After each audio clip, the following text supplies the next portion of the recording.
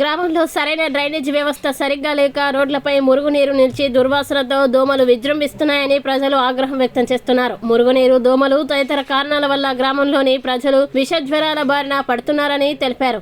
దీంతో జ్వర బాధితులు గ్రామంలోని ఆర్ఎంపీలను, చిన్న చిన్న ప్రైవేటు ఆసుపత్రుల్ని ఆశ్రయిస్తున్నారు. అధిక జ్వరంతో బాధపడేవారు 108లో చెన్నూరు ఆసుపత్రి శరణ్యమవుతుంది. ఇప్పటికైనా అధికారులు స్పందించి మా గ్రామంలో వైద్య శిబిరం ఏర్పాటు చేసి జ్వరాలు విజృంభించకుండా చర్యలు తీసుకోవాలని కొల్లూరు గ్రామస్తులు కోరుతున్నారు.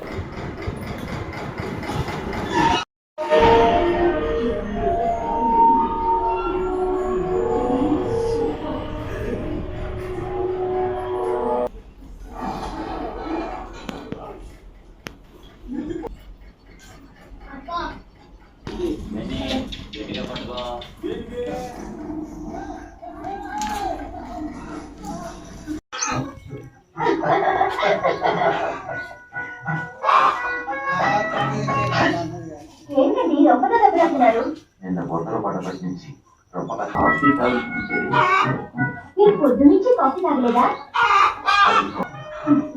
ఎవడు అచ్చలేదు, మాకు గల్లి లేదు, కేరే చేసి ఇంత మున్సిపాలిటీకి గల్లి ఖర్చు లేదు, మేము సొంత కట్టుకున్నాడు.